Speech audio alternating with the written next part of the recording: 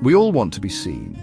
We want to feel like we matter. Sometimes, to get this feeling, we play roles. These roles are like masks we wear. They show the world a certain version of us. Maybe it's the strong one or the smart one. Perhaps it is the funny one or the helpful one. Our ego often directs this performance. The ego is that part of us that is very self-aware. It wants to be liked and approved of. The ego is always looking for validation. It is like it needs a constant supply of praise. Without it, the ego can feel small or unseen. This is why we might try so hard. We might try to impress others. We might work hard to get compliments. These roles we play are strategies. They are strategies to get the attention our ego craves. It is a way to feel good about ourselves, even if just for a moment. This search for applause can be exhausting. Think about the ways we seek approval. We might post our best moments online. We might agree with others just to fit in. We might hide our mistakes or fears. We do this because we want to be accepted. We want to belong. Sometimes the ego does not get the praise it wants. Perhaps people do not notice our efforts, or maybe they do not give us the compliments we expect. When this happens, the ego can feel starved. It feels ignored and unimportant. This lack of positive attention can be very painful. It is like a silence that becomes deafening. The ego cannot stand being invisible. It needs to know it exists and has an impact. If positive attention is not available, the ego might seek any attention at all. This can include negative attention.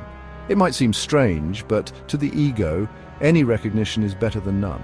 So a person might start to act out. They might become difficult or dramatic. They might pick fights or create problems. This behavior often gets a strong reaction from others. Even if the reaction is anger or frustration, the ego has succeeded. It is no longer being ignored. Consider a child who is not getting enough attention. They might start to misbehave. They might break a rule or talk back. The parents might scold the child. This is negative attention. Many of us carry old emotional pain. This pain comes from past experiences. Maybe it was from childhood trauma or past hurts. Eckhart Tolle calls this collected pain the pain body. When this pain body is active, it feels very real. It is like an old wound that gets reopened. It can be triggered by current events. Something small can set off a big emotional reaction. This is the pain body taking over. An active pain body can make our egoic behaviors much stronger. The ego and the pain body can feed each other. The pain body wants more pain, as strange as that sounds. It thrives on negative emotions. So, when the pain body is active, the ego might be even more likely to seek negative attention.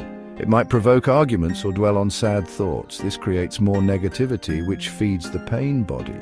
It is a difficult cycle to break. Think of it like an old recording playing in your mind. The recording is full of past hurts and negative beliefs. When the pain body is triggered, this recording plays loudly. It colors how we see the world. It makes us react in old familiar ways. Section 4. The weight of woe. Embracing the victim identity. One common role the ego plays is the victim. When we are in the victim role, we feel powerless. We believe that bad things always happen to us. We feel that others are to blame for our unhappiness. This role can bring a strange kind of comfort. It brings sympathy from others. People might listen to our stories of woe. They might offer comfort and support. This attention can feel good to the ego. The victim role seeks pity and interest in personal problems. The ego learns that by sharing tales of misfortune, it can get attention. People gather around, they ask questions, they show concern. This makes the ego feel important. It can become a central part of someone's identity. I'm the one who suffers. This identity is built on a foundation of problems and complaints. The ego feels validated by the reactions it gets. Why does the ego perpetuate problems? It is because the victim identity depends on them. If the problems were solved, the identity would crumble, the ego would lose its source of attention. So unconsciously, the ego might resist solutions. Section 5. Love stage role-playing in romantic beginnings. Romantic relationships often start with a kind of performance. We want to impress the other person. We want them to like us, to choose us. So we put our best foot forward. We might hide our flaws. We might exaggerate our good qualities. The ego is very active in this early stage. It wants to create an ideal image. It wants to be seen as the perfect partner. This is a form of role-playing. We project an image of who we think the other person wants, or we project an image of who we wish we were. This is often unconscious. We are not trying to be deceitful, necessarily.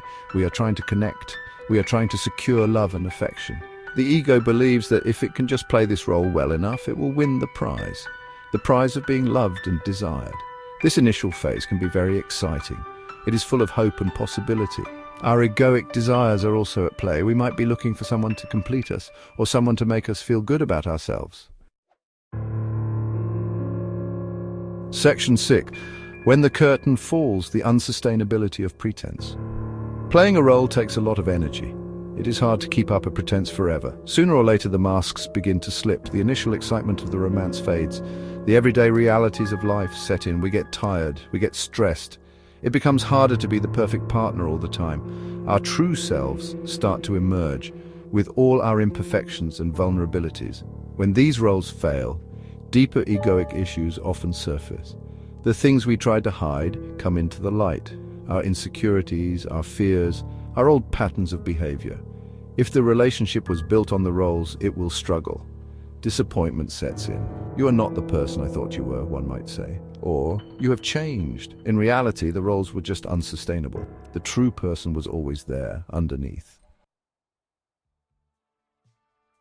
Section 7. Beyond the script, finding true connection and love.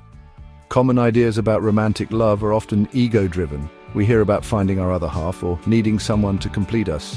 This language implies a lack, a wanting. The ego wants to possess, it wants to be validated, it wants the other person to fill a void. This kind of love can be demanding and conditional. It depends on the other person meeting our ego's needs. This is often a recipe for suffering. True love is different. It is not about wanting or needing in that same way. It is not about filling a hole in ourselves. True love comes from a place of fullness, not emptiness. It is about appreciating the other person as they are. It is about supporting their growth, even if it means they grow in ways we do not expect. Many languages have different words for love. The ancient Greeks had agape, which is unconditional love. This is closer to true love. It is a love that gives without expecting something in return. Think about how different languages express love. Some focus on "I love you" as an internal feeling or even a possession. Others might emphasize actions, care, or shared being.